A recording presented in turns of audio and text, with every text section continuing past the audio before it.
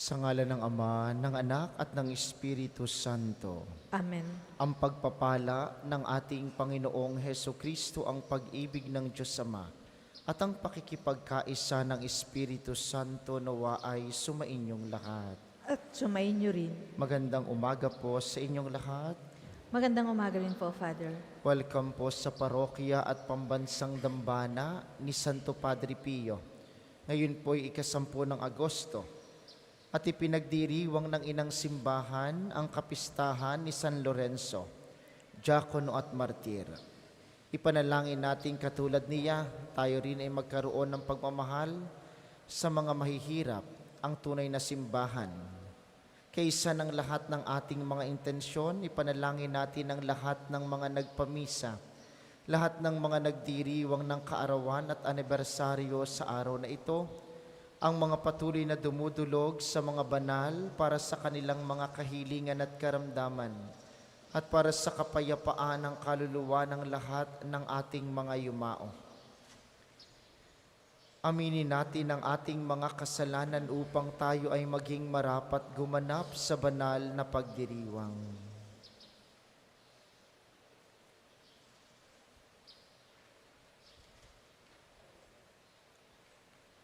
Panginoon, Ikaw ang nagkaloob ng lakas sa mga mahihina. Panginoon, kaawaan mo kami. Panginoon, kaawaan mo kami.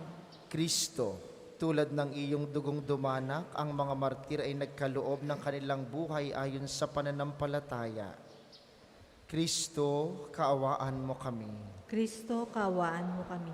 Panginoon, kami patuloy mong sinusubaybayan upang makapag-alay ng buhay para sa kapwa. Panginoon, kaawaan mo kami. Panginoon, kaawaan mo kami. Kaawaan tayo ng makapangyarihang Diyos, patawarin tayo sa ating mga kasalanan, at patnubayan tayo sa buhay na walang hanggan. Amen. Gloria in excelsis Deo.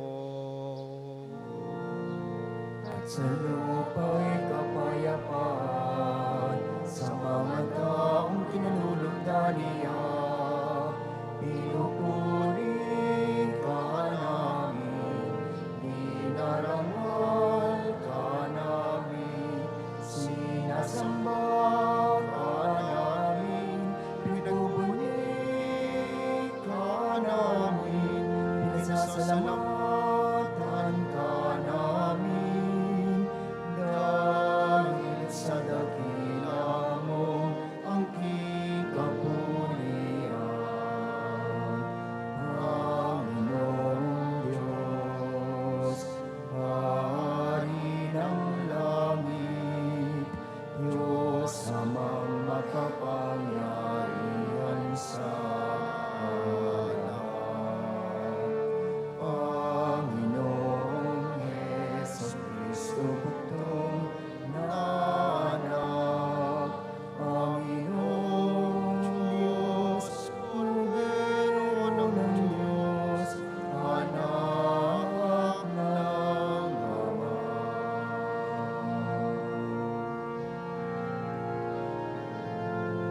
Ikaw na nagalis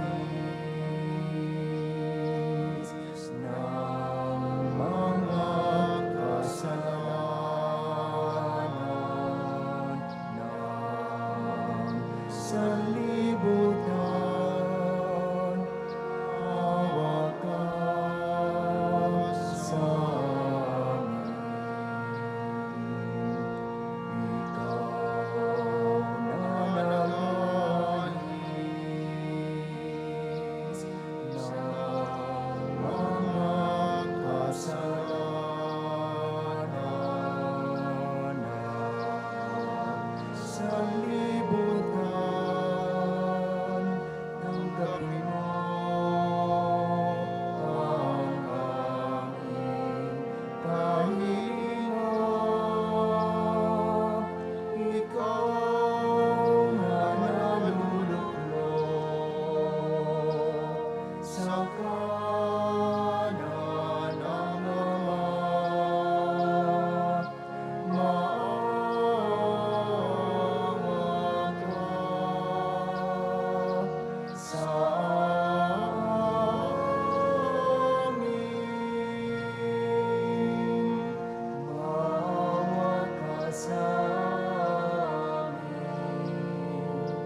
sapagkat ikaw lamang ang banal, ikaw lamang ang Panginoon, ikaw lamang, O Jesucristo, ang kataasasan, kasama ng Espiritu Santo,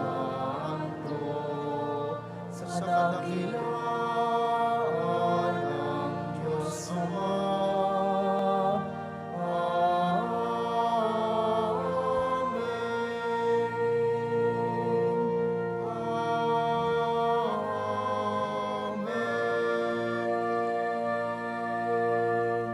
Manalangin tayo.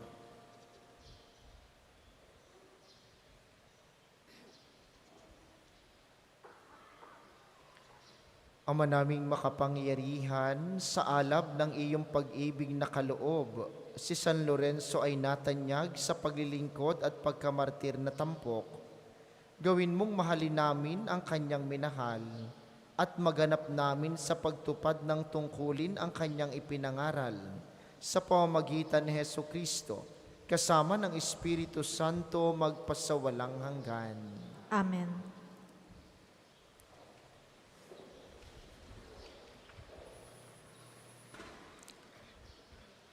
Pagbasa mula sa ikalawang sulat ni Apostol San Pablo sa mga taga-Korinto. Mga kapatid, ang naghahasik ng kakaunti ay mag-aani ng kakaunti, at ang naghahasik naman ng marami ay mag-aani ng marami. Ang bawat isa ay dapat magbigay ayon sa sariling pasya, maluwag sa loob at di napipilitan lamang, sapagkat ang pag-ibig ng Diyos ay kusang pagkakaloob. Magagawa ng Diyos na pasaganain kayo sa lahat ng bagay, higit pa sa inyong pangangailangan, upang may magamit kayo sa pagkakawang gawa, gaya nga ng sinabi sa kasulatan. Siya'y namumudmod sa mga dukha, walang hanggan ng kanyang kabutihan. Ang Diyos na nagbigay ng binhing ihahasik at tinapay na makakain, ang siya ring nagbibigay sa inyo ng binhi ng pagpapalago nito upang mamunga ng sagana sa inyong kabutihang loob. Ang salita ng Diyos. Salamat sa Diyos. Salmong tugunan. Ang taong tunay na matuwid ay mahabagit mabait. Ang taong tunay na matuwid ay mahabagit mabait. Mapalad ang tao na may takot sa Diyos, siyang sumusunod ng buong alindog. Ang kanyang lipi magiging dakila, pati mga angkan ay pinagpapala. Ang taong tunay na matuwid ay mahabagit mabait. Ang mapagpautang nagiging mapalad, kung sa hanap buhay siya'y laging tapat. Hindi mabibigo ang taong matuwid, di malilimutan kahit isang saglit. Ang taong tunay na matuwid ay mahabagit mabait. Anumang balita'y hindi siya takot. Matatag ang puso't may tiwala sa Diyos. Wala siyang takot, hindi mangangamba. Alam na babagsak ang kaaway niya. Ang taong tunay na matuwid ay mahabagit mabait. Mabait na lubha, lalo sa mahirap. Ang pagiging matuwid ay di nagwawakas. Buong karangalan siyang itataas. Ang taong tunay na matuwid ay mahabagit mabait. Magsitayo po ang lahat.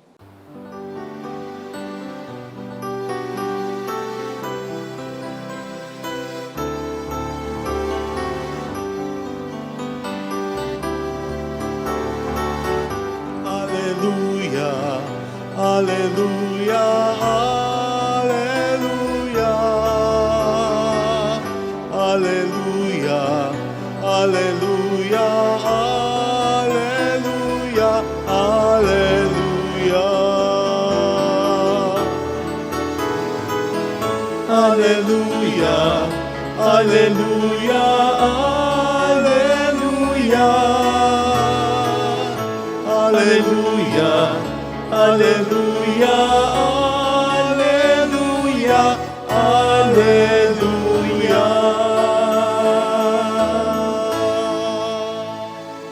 Sumainyo ang Panginoon. At sumainyo rin. Ang mabuting balita ng Panginoon ayon kay San Juan. Papuri sa iyo, Panginoon. Noong panahong iyon, sinabi ni Jesus sa kaniyang mga alagad, "Tandaan ninyo, malibang mahulog sa lupa ang butil ng trigo at mamatay, mananatili itong nag-iisa. Ngunit kung mamatay, ito'y namumunga ng marami. Ang taong labis na nagpapahalaga sa kanyang buhay ay siyang mawawalan nito. Ngunit ang napupuot sa kanyang buhay sa daigdig na ito ay siyang magkakaroon nito hanggang sa buhay na walang hanggan. Dapat sumunod sa akin ang naglilingkod sa akin, at saan man ako naroroon ay naroon din ang aking lingkod. Pararangalan ng Ama ang sino mang naglilingkod sa akin."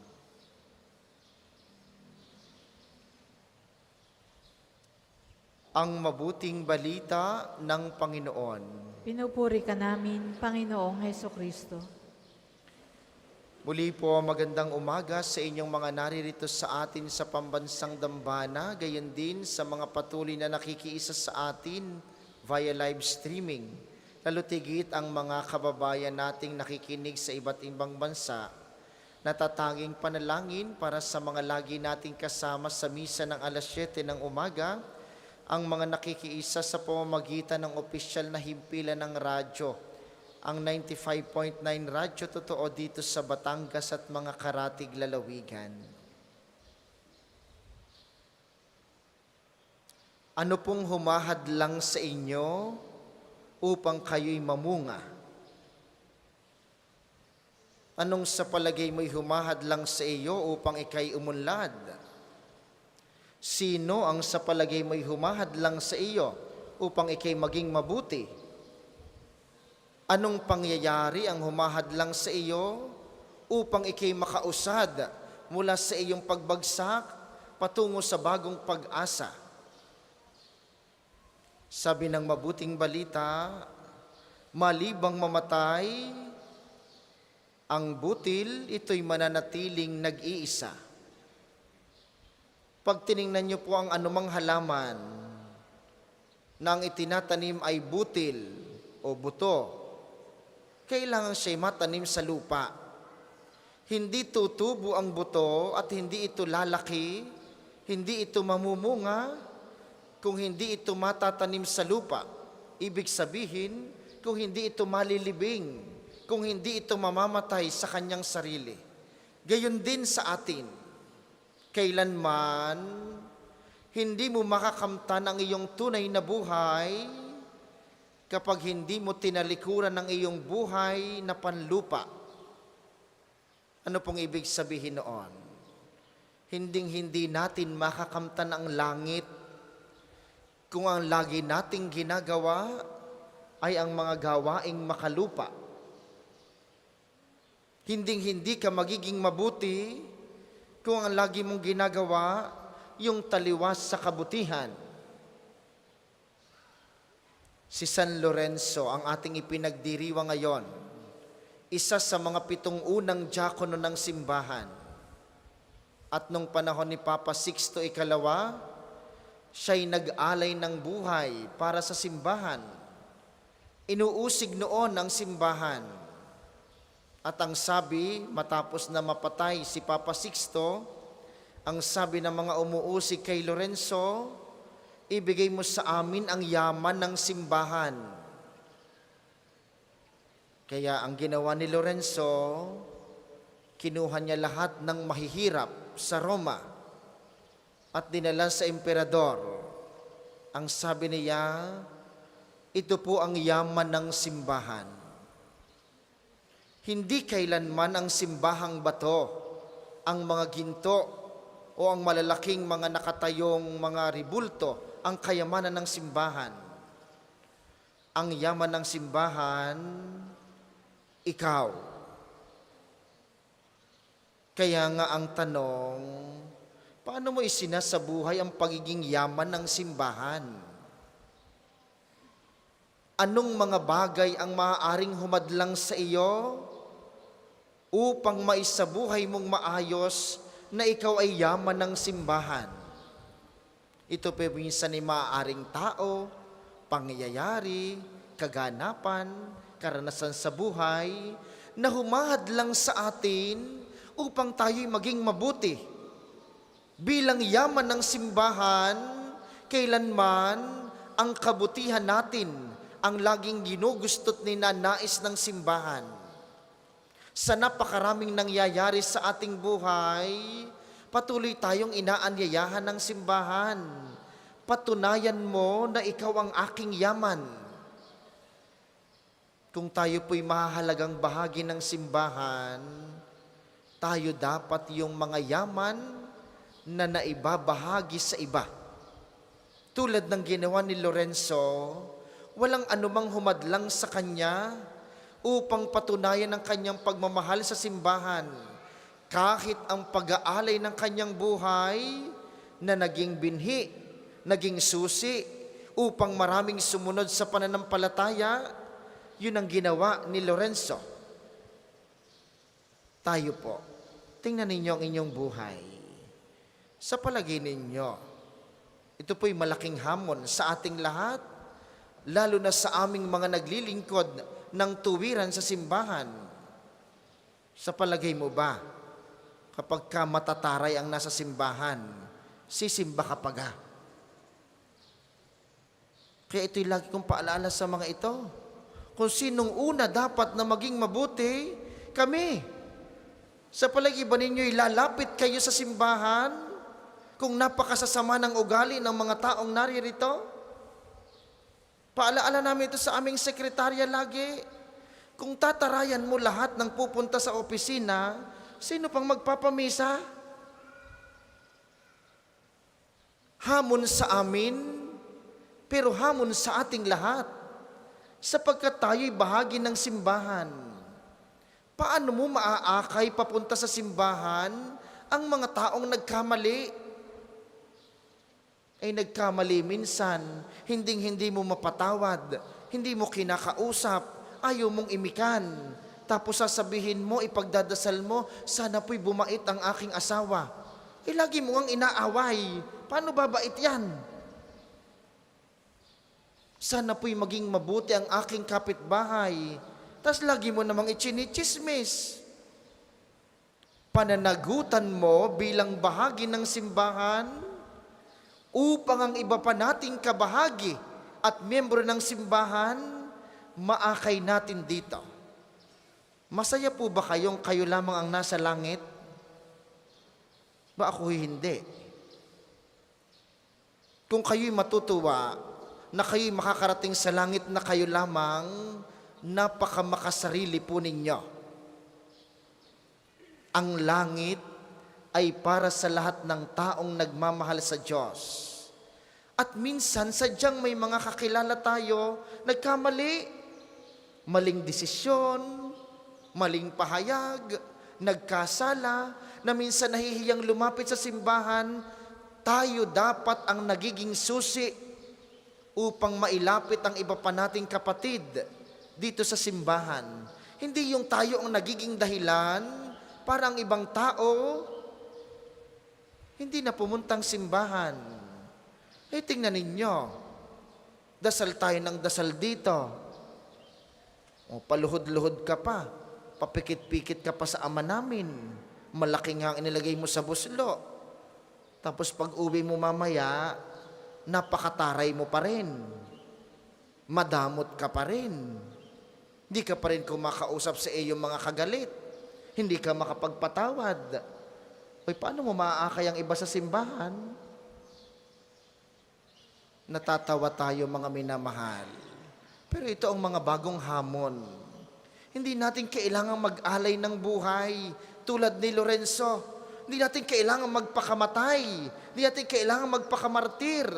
Sapagkat ang mga mumunting gawain, ang pagpapatawad, ang pagpunta mo sa iyong magulang na 3 taon mo nang hindi kinakausap, ang pagchat-chat mo sa iyong kapatid na ilang buwan mo nang hindi pinapansin, ay mga gawaing pagkamartir, mga gawaing kabanalan. Huwag po ninyong sayangin ang inyong pagparito at ang inyong pakikipagtagpo sa Diyos kung hindi naman natin ito maibabahagi sa ating kapwa. Sa banal na misang ito, mga minamahal, hilingin niyo po kay Kristo na tatanggapin mamaya sa banal na komunyon. Ibulong ninyo sa Kanya, sabihin ninyo, Panginoon, bigyan mo po ako ng isang mapagpakumbabang sarili. Yung buhay na sumasaksi bilang iyong mahalagang bahagi ng simbahan. Nagpapatawad, umuunawa, umiintindi, at nagmamahal sa aking kapwa.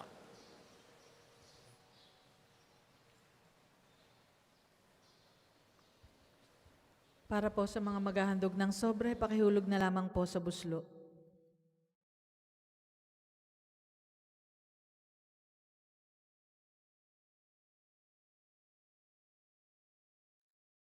Kunin na tanggapin ang alay na ito, mga biyayang nagmula sa pagpapala mo.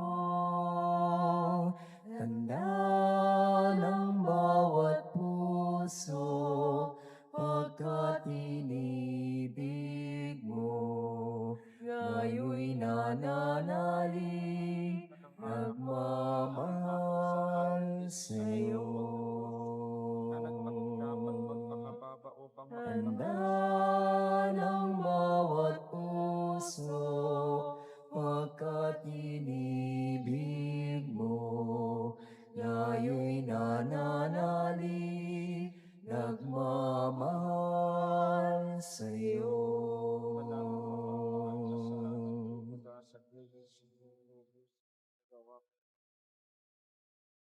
Magsitayo po ang lahat.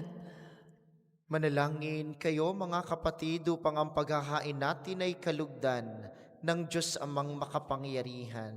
Tanggapin nawa ng Panginoon itong paghahain sa iyong mga kamay, sa kaburihan niya at karangalan, sa ating kapakinabangan at sa buong sambayanan niyang banal. Ama naming lumikha, sa kapistahan ngayon ni San Lorenzo, tanggapin mo ang aming mga alay at ipagkaloob mong pakinabangan namin ang tulong mo para kami maligtas sa pamamagitan ni Jesucristo, kasama ng Espiritu Santo magpasawalang hanggan. Amen.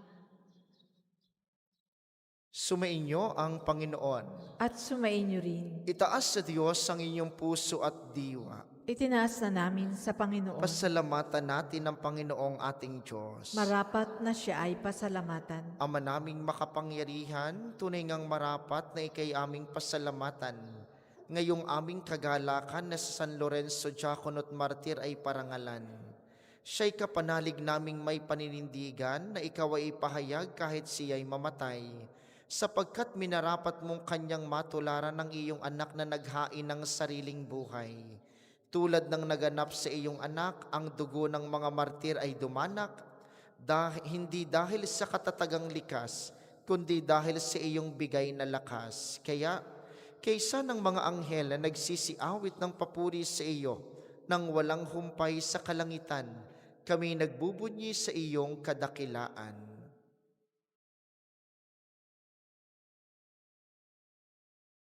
Banal ka po, may kapal, banal ang iyong pangalan, banal ang iyong kaharian, langit lupa'y nagpupugay sa iyong kadakilaan, dinarangkilan ang lahat, ang naparito mong anak, na siyang nagmulat sa bulag, sa pilay ay nagpalakad, at nakiramay sa lahat. Kung hindi po kayang lumuhod, manatili pong nakatayo ng may paggalang. Ama naming banal, ikaw ang bukal ng tanang kabanalan, kaya't sa pamamagitan ng iyong Espiritu, gawin mong banal ang mga kaloob na ito upang para sa amin ay maging katawan at dugo ng aming Panginoong Heso Kristo. Bago niya pinagtiis ang kusang loob na maging handog, hinawakan niya ang tinapay. Pinasalamatan kaniya, pinaghati-hati niya iyon. Iniabot sa kaniyang mga alagad at sinabi, "Tanggapin ninyong lahat ito at kanin, ito ang aking katawan, na ihahandog para sa inyo."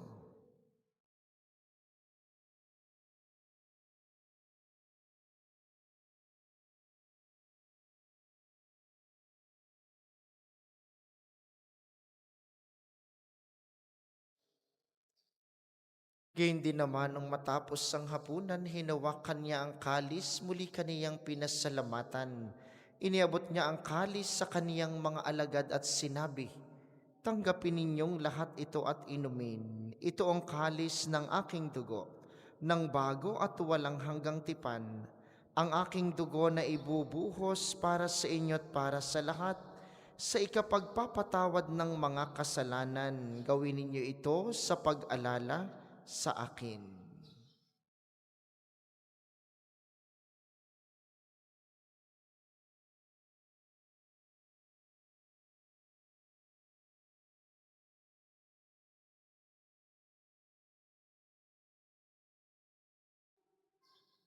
Ipagbunyi natin ang misteryo ng pananampalataya.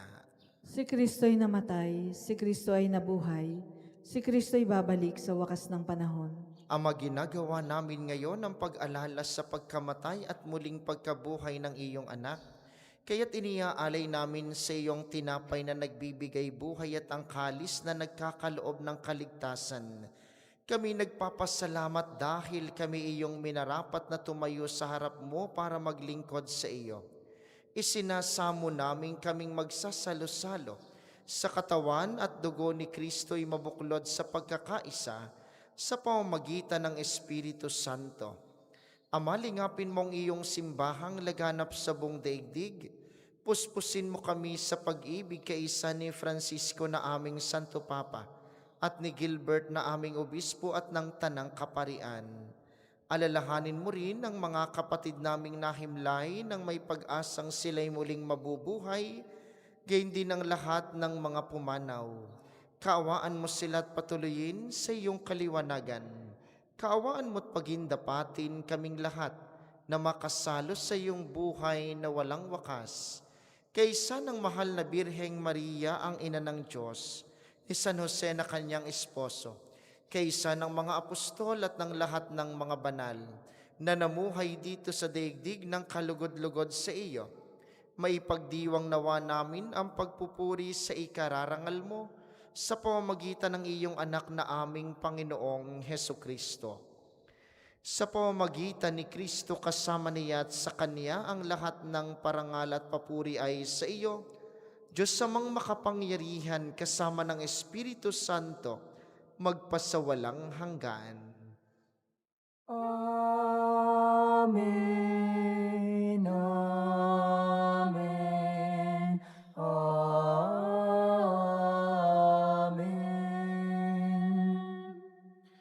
Sa tagubili ng mga nakagagaling na utos at turo ni Jesus na Panginoon natin at Diyos, ipahayag natin ng lakas loob.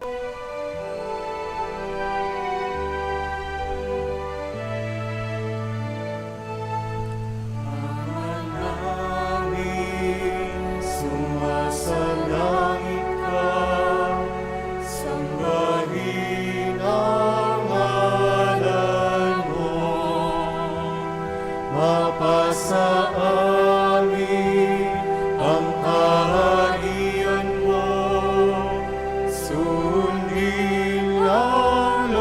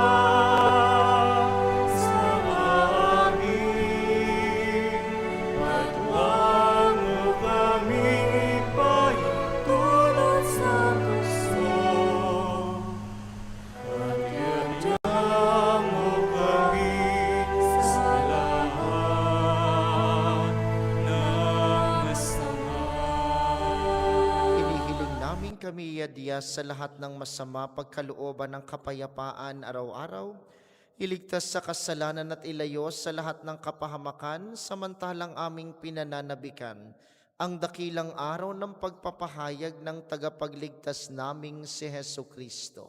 Sapagkat iyo ang kaharian at ang kapangyarihan at ang kapurihan magpakailanman. Amen. Panginoong Heso Kristo, sinabi mo sa iyong mga apostol, kapayapaan ang iniiwan ko sa inyo, ang aking kapayapaan ang ibinibigay ko sa inyo, tunghayan mo ang aming pananampalataya at huwag ang aming mga pagkakasala. Pagkalooban mo kami ng kapayapaan at pagkakaisa ayon sa iyong kalooban, kasama ng Espiritu Santo magpasawalang hanggan. Amen. Ang kapayapaan ng Panginoon ay laging sumainyo. At sumainyo rin. Magbigayan kayo ng kapayapaan sa isa't isa.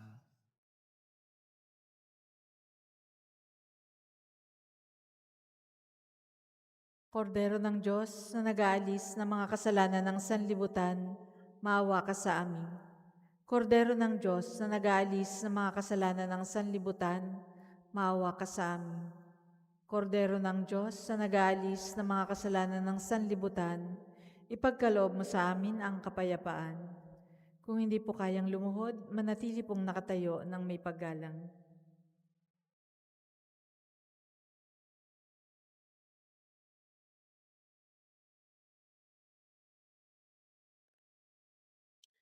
Ito ang kordero ng Diyos, ito ang nag-aalis ng kasalanan ng sanlibutan.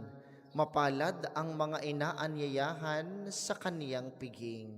Panginoon, Hindi ako karapat-dapat na magpatuloy sa iyo, ngunit sa isang salita mo lamang ay gagaling na ako.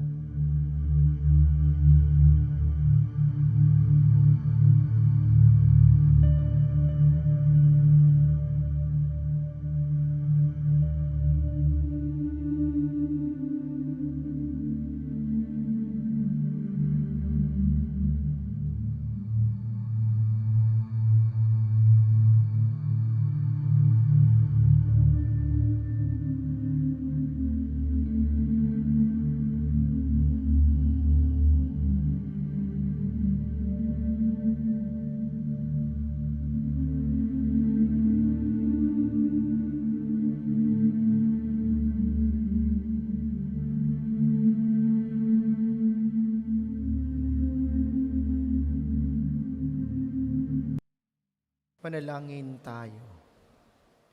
Ama naming mapagmahal, hinihiling naming mga nakinabang sa kapistahan ni San Lorenzo na makapagdulot nawa kami ng paglilingkod na inaasahan mo at makadama ng karagdagang kagalingang buhat sa iyo sa pamamagitan ni Hesu Kristo kasama ng Espiritu Santo magpasawalang hanggan.